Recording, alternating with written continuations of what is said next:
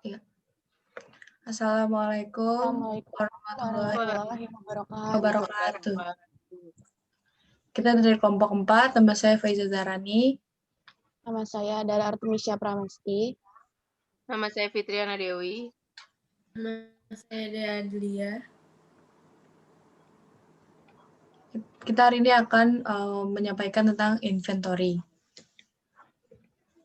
Pertama, mengklasifikasi inventory. Mengklasifikasi inventory itu ada dua, bisa jadi perusahaan dagang atau perusahaan manufaktur.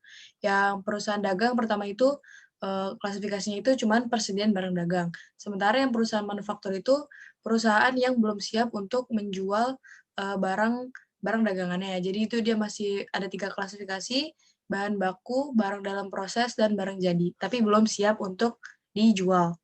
Nah, terlepas dari klasifikasinya, perusahaan melaporkan semua persediaan di sisi aktiva lancar atau current asset pada laporan posisi keuangan. Lalu ada merchandising company, contohnya itu si Carrefour. Itu dia cuma satu akun inventory dan beli barang dalam bentuk siap dijual.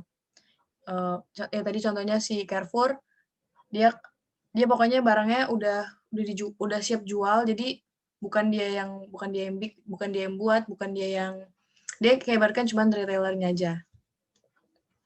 Terus yang kedua ada contoh manufacturing company.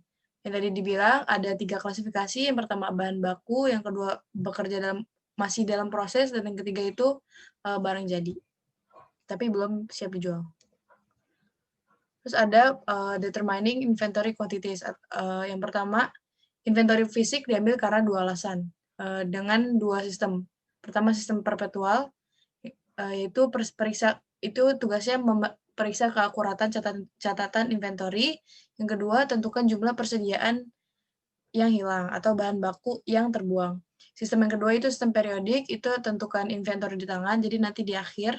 Dan yang kedua, tentukan biaya barang yang dijual untuk periode tersebut. Terus ada mengambil inventory fisik.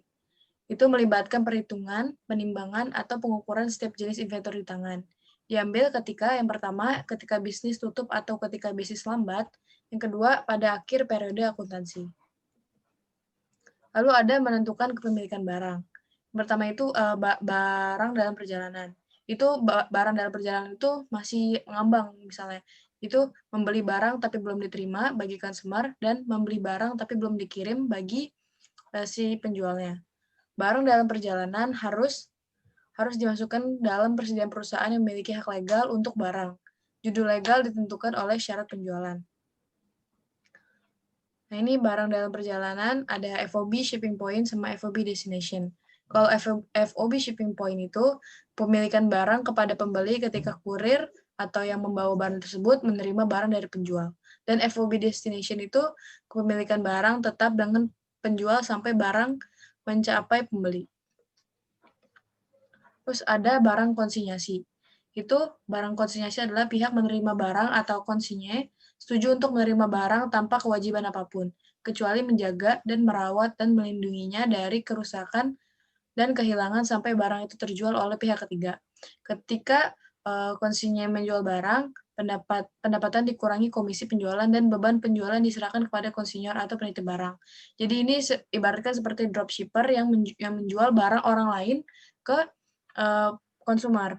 Jadi kita nggak perlu ngeluarin biaya, nggak perlu ngeluarin modal, cuman karena kita sebagai dropshipper aja. Lalu ada biaya inventory. Biaya per unit dapat diterapkan untuk jumlah persediaan perusahaan dengan menggunakan metode biaya berikut. Yang pertama itu specific identification, first in first out atau FIFO, dan average cost. Nah, ini ada metode identifikasi fisiknya. Itu metode biaya aliran fisik aktual, di mana item yang masih dalam persediaan secara khusus dikenakan biaya untuk sampai pada total biaya persediaan akhir. Yang pertama, praktek relatif jarang atau langka atau jarang.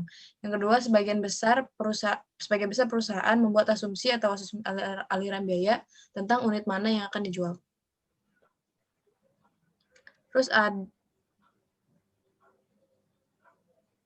ada ilustrasinya. asumsikan bahwa Griffiths TV Company membeli 3 TV identik 46 inci pada tanggal yang berbeda dengan biaya $700, $750, dan $800. Selama setahun, Griffiths menjual 2 set masing-masing 1.200. Jadi di purchase Februari 3 TV-nya 700, Maret TV-nya harga 750, dan Mei 22 harganya 800. Terus sales-nya Juni untuk 2 TV harganya 2.400.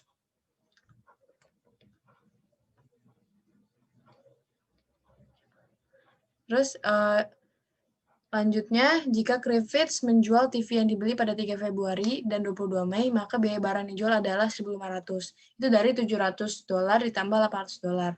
Dan persediaan akhirnya jadinya $750.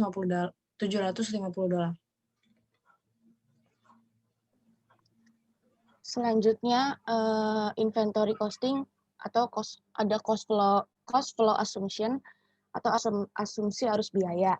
Tidak ada persyaratan akuntansi yang menyatakan bahwa asumsi arus biaya harus konsisten dengan pergerakan fisik barang.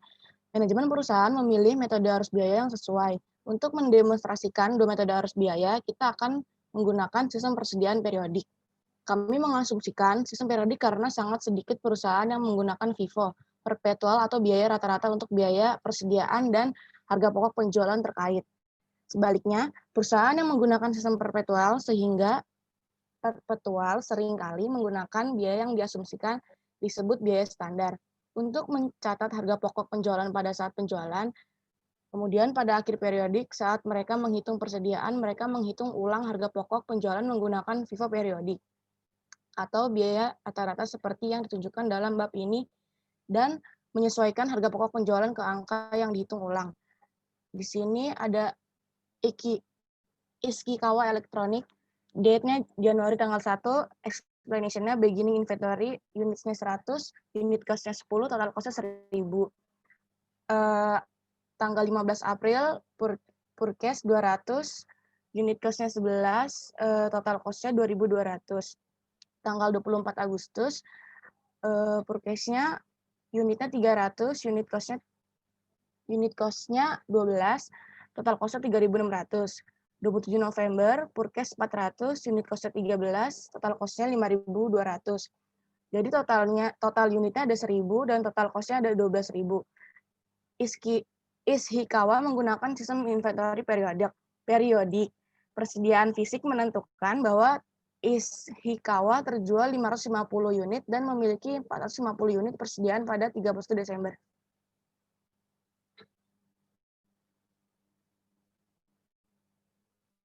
Selanjutnya, first in, first out FIFO. First in, first out FIFO, metode first in, first out FIFO mengasumsikan bahwa barang yang paling awal dibeli adalah yang pertama kali dijual. FIFO seringkali paralel dengan arus fisik barang dagang yang sebenarnya. Artinya, pada umumnya mereka praktik bisnis yang baik untuk menjual unit tertua terlebih dahulu.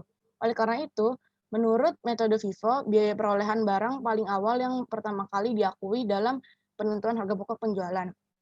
Asumsikan bahwa barang yang paling awal dibeli adalah barang yang pertama kali dijual. FIFO seringkali paralel dengan arus fisik barang dagang yang sebenarnya. Pada umumnya merupakan praktik bisnis yang baik untuk menjual unit tertua terlebih dahulu.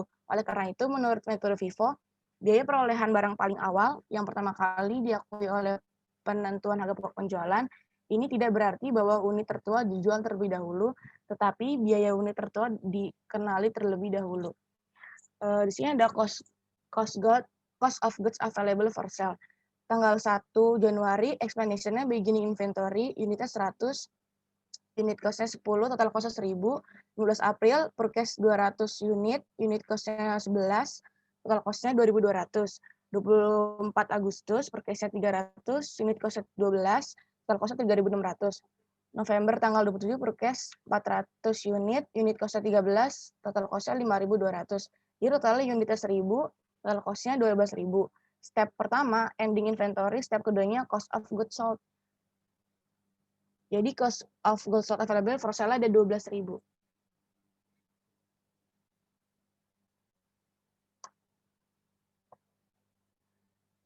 Selanjutnya ada average cost atau biaya rata-rata. mengalokasikan harga pokok barang yang tersedia untuk dijual berdasarkan biaya unit rata-rata tertimbang per unit yang terjadi. Metode biaya rata-rata mengasumsikan bahwa barang memiliki sifat yang sama. Rumus dan contoh penghitungan biaya unit rata-ratanya, jadi harga pokok barang tersedia untuk dijual dibagi total unit tersedia untuk dijual sama dengan biaya unit rata-rata tertimbang.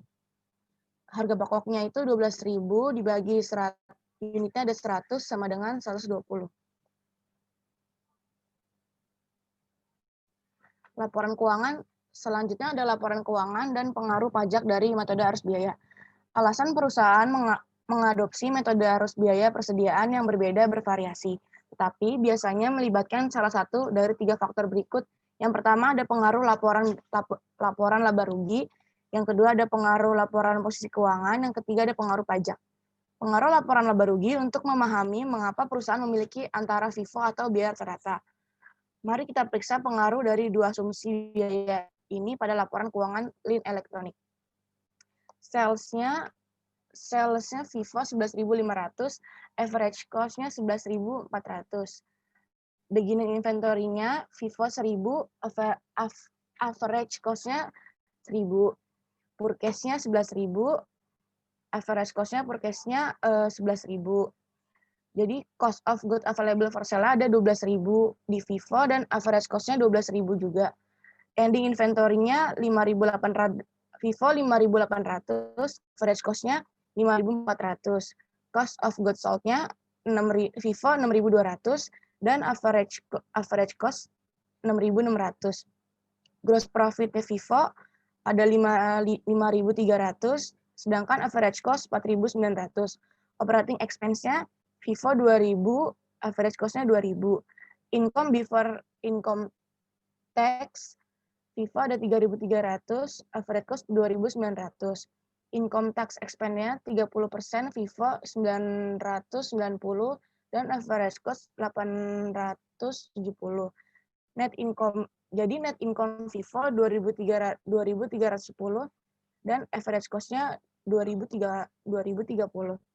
Dalam perubahan periode harga, asumsi biaya dapat berdampak signifikan terhadap pendapatan dan evaluasi berdasarkan pendapatan. Seperti berikut. 1.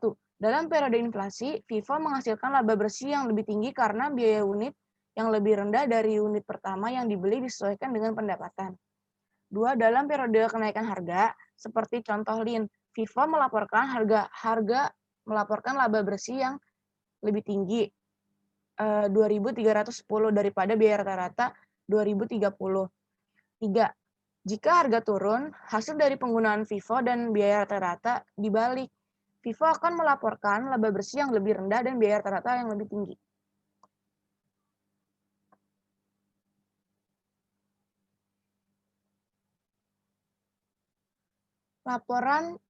Selanjutnya laporan pengaruh posisi keuangan.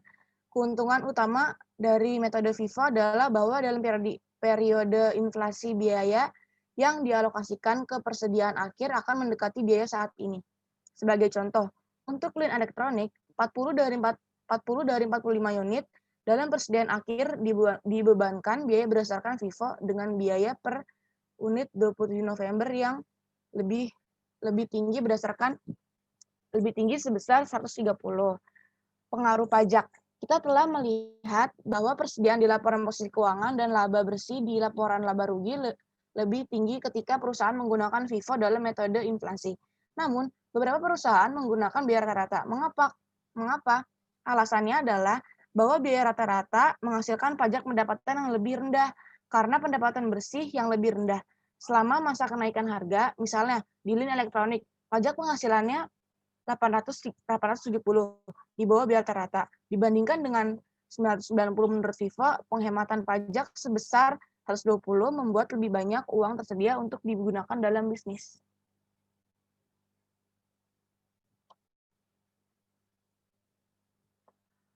Selanjutnya menggunakan metode arus biaya.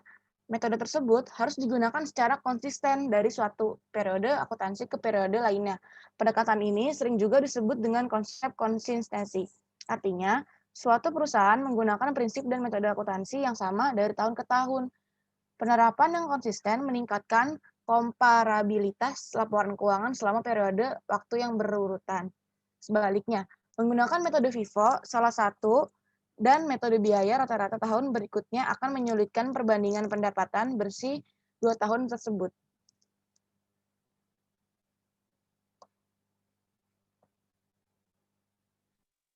Nah, selanjutnya itu ada pengaruh laporan laba rugi. Nah, kesalahan persediaan mempengaruhi perhitungan harga pokok penjualan dan laba bersih. Jadi, persediaan ditambah harga pokok pembelian dikurangin persediaan akhir itu sama dengan harga pokok penjualan. Nah, kesalahan persediaan itu kayak misalnya persediaan awalnya itu terlalu rendah, jadi harga pokok penjualannya juga rendah, laba bersihnya jadinya terlalu tinggi. Terus kalau misalnya persediaan awal terlalu tinggi, harga pokok penjualannya terlalu tinggi, jadi laba bersihnya itu terlalu rendah. Kalau misalnya persediaan akhirnya terlalu rendah, harga pokok penjualan terlalu tinggi, jadi laba bersihnya itu terlalu rendah. Kalau persediaan akhir terlalu tinggi, harga pokok penjualannya rendah, jadinya laba bersihnya tinggi.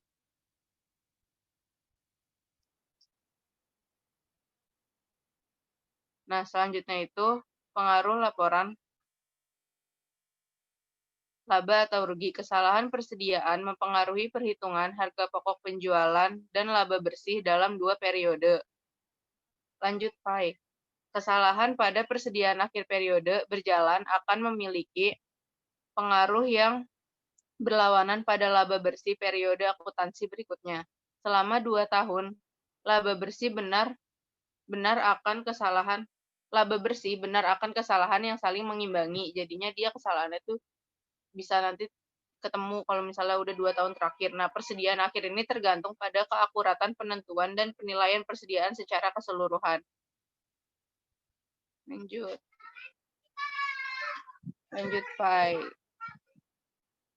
Nah, misal contoh nih, kalau misalnya pendapatan penjualannya itu 80.000, persediaan awalnya 20.000, biaya barang yang dibelinya itu 40.000. Jadi biaya barang yang tersedia untuk dijualnya kan 60.000. Nah, persediaan akhirnya itu 12.000. Harga pokok penjualannya 48.000, laba kotornya jadi 32.000, biaya operasionalnya 10.000, batas pemasukannya 22.000. Nah, kalau misalnya pendapatan penjualannya 80.000, persediaan awal 20.000, barang yang dibeli itu 40.000, barang tersedia untuk dijual kan ada 60.000, jadi persediaan akhirnya itu 15.000. Nah, harga pokok penjualannya jadinya 45.000, laba kotornya jadi 35.000, biaya operasionalnya kena 10.000, sama batas pemasukannya 25.000.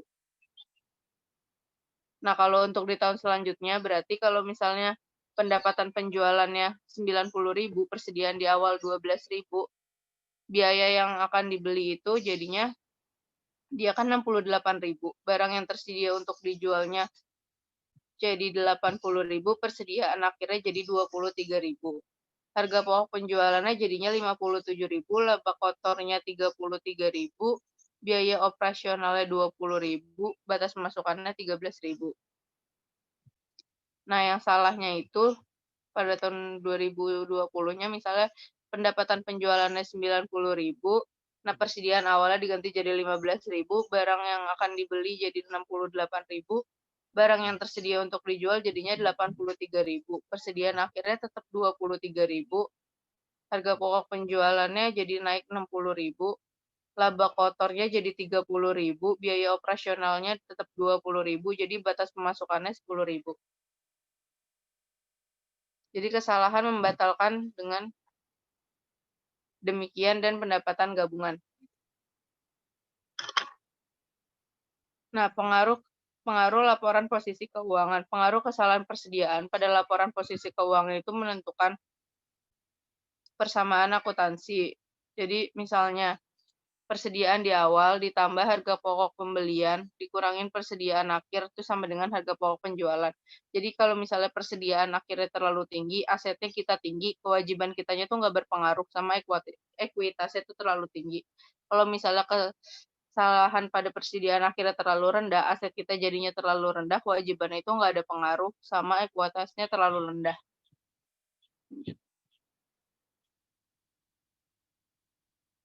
Nah, penyajian dan analisis Penyajian dan analisis laporan. Nah, penyajian laporan itu, laporan posisi keuangan itu, persediaan diklasifikasikan sebagai aset lancar. Nah, sedangkan laporan laba atau rugi itu harga pokok penjualan ada kemungkinan diungkapkan. 1. Klasifikasi persediaan penting. Nah, 2. Berbasis akuntansi. Harga pokok penjualan atau biaya rendah atau nilai bersih yang dapat direalisasikan. Dan 3. Metode biaya identifikasi khusus, FIFO, atau biaya rata-rata. Lanjut. Analisis menggunakan perputaran persediaan.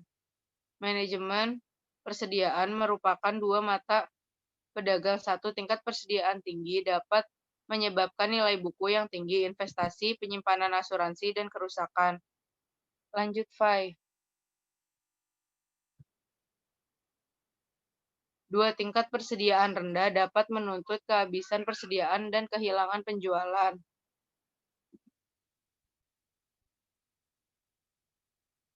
Terus, habis itu selanjutnya ada perputaran persediaan. Inventory turnover mengukur jumlah atau beberapa kali rata-rata persediaan dijual selama periode. Nah, jadi perputaran persediaan itu harga pokok penjualan dibagi sama persediaan rata-rata. Nah, sedangkan day in inventory itu mengukur rata-rata hari persediaan disimpan atau di tangan. Jadi per 365 hari dibagi sama inventory turnover. Turnover. Lanjut. Nah, sebagai contoh.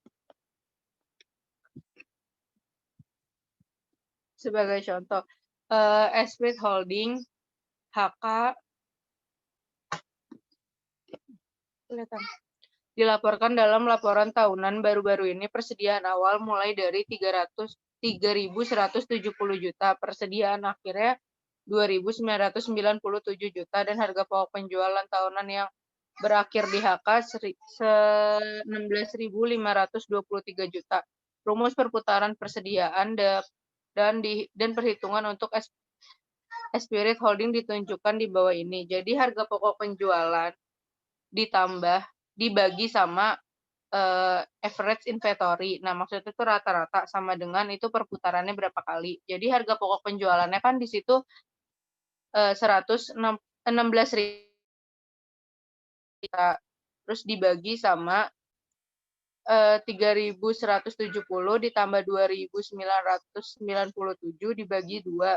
Jadi perputarannya itu 5,4 kali. Jadi perputaran persediaan 5,4 kali dibagi dalam 365 hari berarti dia 68 hari. Hal ini mengungkapkan perkiraan waktu di mana perusahaan dapat menjual persediaannya kembali.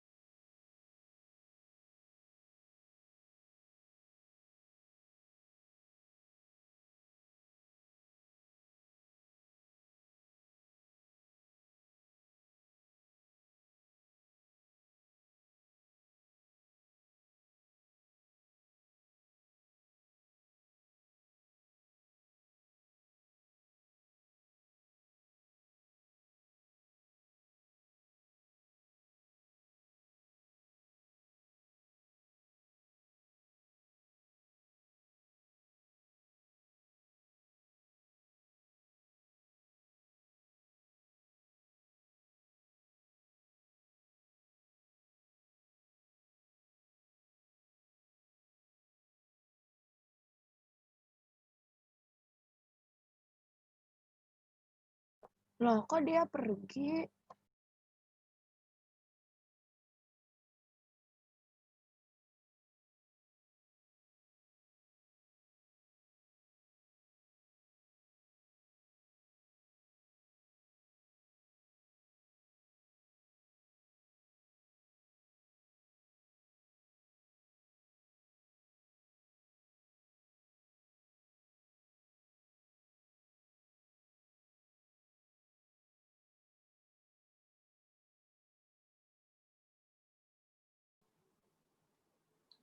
Metode arus biaya pada sistem perpetual. Ilustrasi dari Ishikawa Elektronik. Pada tanggal 1 Januari, explanation beginning inventory, unitnya 100, unit cost-nya 10, total cost-nya 1000, dan balance in unitnya 100. Pada tanggal 15 April, explanation-nya purchase, unitnya 200, unit cost-nya 11, dan total cost-nya 2200, dan balance in unitnya 300. Pada tanggal 24, explanation-nya purchase unitnya 300, unit cost-nya 12, total cost-nya 3.600, dan balance in unitnya 600. Pada tanggal 10, explanation-nya sell, unitnya 550, unit cost-nya nggak ada, total cost dan balance in unitnya 50. Pada tanggal 27 November, explanation-nya purchase, unitnya 400, unit cost-nya 13, dan total cost-nya 5.200, dan balance in unitnya 450. Total cost-nya 12.000. Asumsi sistem persediaan perpetual menghitung harga pokok penjualan, cost of goods sold, dan persediaan akhir ending inventory berdasarkan FIFO dan biaya rata-rata average cost.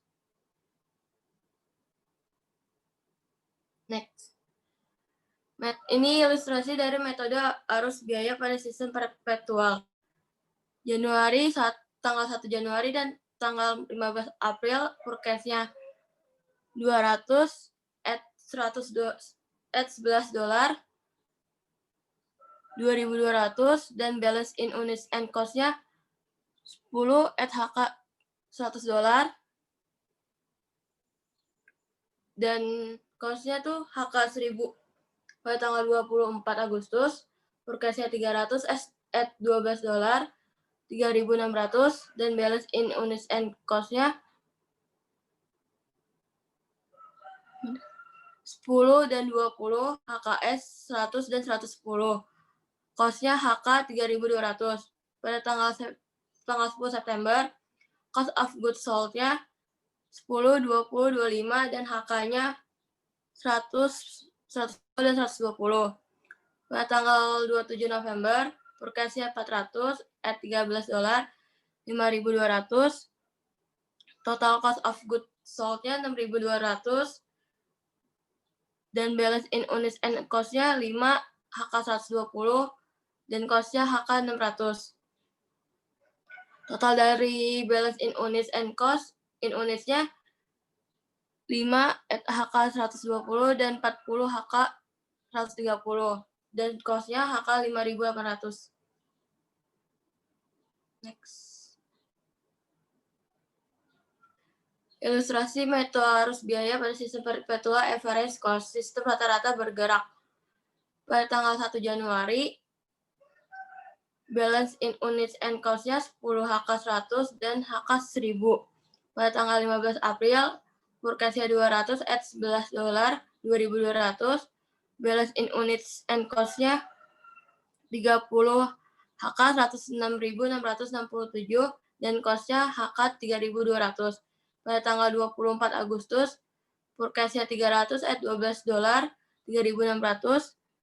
Balance in unit and cost-nya 60 and HK 113.333, and cost-nya HK 6.800. Pada tanggal 10 September, cost of goods-nya 55, HK 333, dan balance in units and cost-nya 5, HK 113, 33, dan HK 567.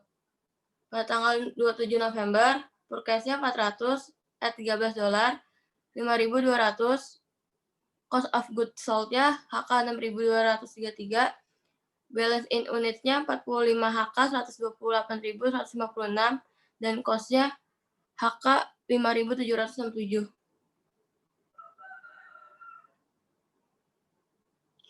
Perkiraan persediaan, metode laba bruto atau gross profit method.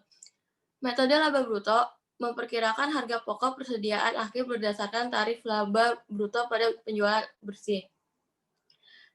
Step ke-1, penjualan bersih dikurang perkiraan laba bruto sama dengan perkiraan harga pokok penjualan. Step kedua, harga pokok barang yang tersedia dikurang perkiraan harga pokok penjualan sama dengan perkiraan harga pokok persediaan akhir. Ilustrasi.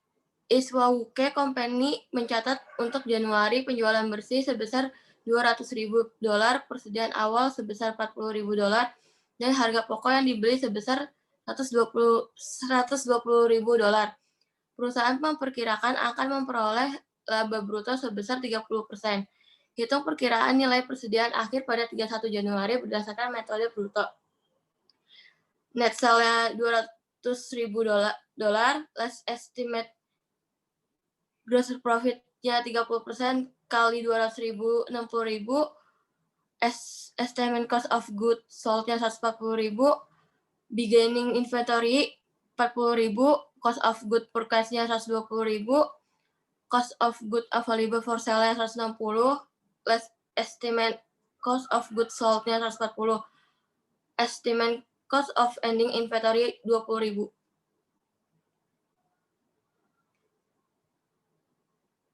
Step ke-1, barang yang tersedia harga eceran dikurang penjualan bersih, sama dengan persediaan akhir harga eceran. Step kedua, barang yang tersedia harga pokok dibagi barang yang tersedia harga eceran sama dengan rasio harga pokok eceran. Step ketiga, persediaan akhir harga eceran dikali rasio harga pokok eceran, sama dengan estimasi persediaan akhir harga pokok. Metode persediaan eceran, perusahaan mengaplikasikan presentasi biaya eceran untuk persediaan akhir untuk menentukan harga pokok persediaan.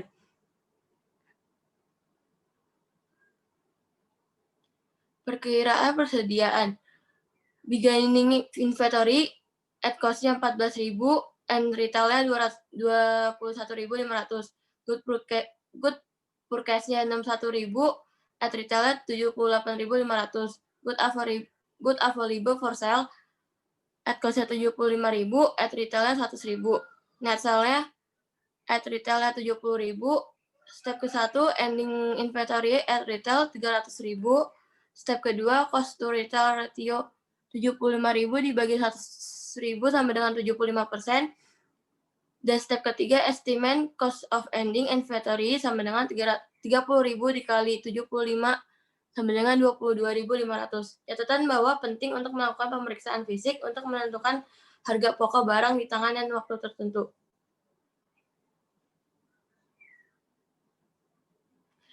Metode persediaan LIFO, last in first out LIFO. Barang terakhir yang dibeli yang pertama dijual, jarang berbarengan dengan arus fisik, pengecuali meliputi barang yang disimpan dalam tumpukan seperti batu atau rumput kering. Berdasarkan IRF, LIFO tidak diizinkan untuk tujuan pelaporan keuangan. Materi persediaan LIFO. Pada tanggal 1 Januari, expense-nya beginning inventory, unitnya 100, unit cost-nya 10, total cost-nya 1.000. Pada tanggal 15 April, purchase, unitnya 200, unit cost-nya 11, total cost-nya 2.200. Agustus, pada tanggal 24, expense-nya purchase, unitnya 300, unit cost-nya 12, dan total cost-nya 3.600. Pada tanggal 27 November, expense-nya purchase, unitnya 400, unit cost-nya 13, dan total cost-nya 5.200. Total unitnya 1.000 dan total cost-nya 12.000. Ishikawa menggunakan sistem persediaan periodik. Persediaan fisik menentukan bahwa Ishikawa menjual 550 unit dan memiliki persediaan akhir 450 unit pada 31 Desember.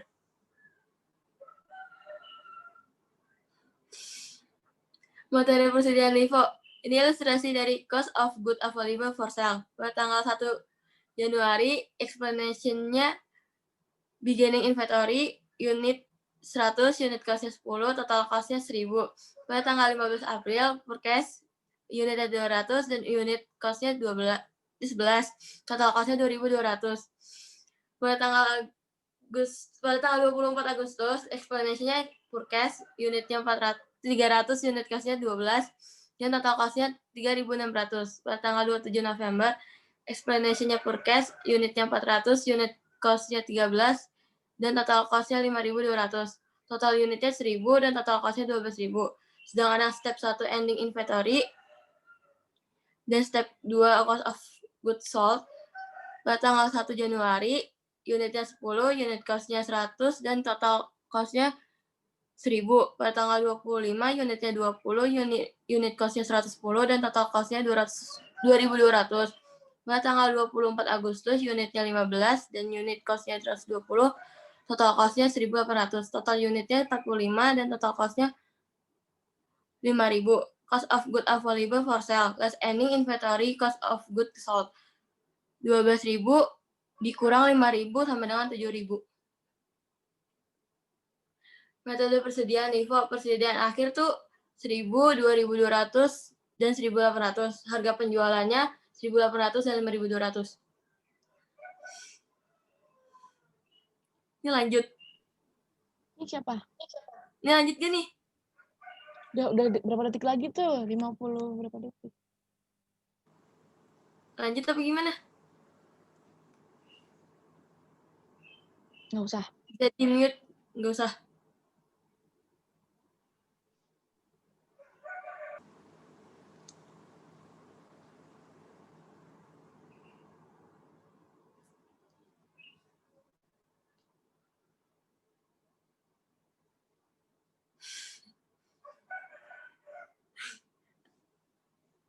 Ayo penutup. Zak ke unmute, ke mute. Sekian dari kelompok kami, kurang lebihnya mohon maaf. Assalamualaikum. Assalamualaikum warahmatullahi wabarakatuh.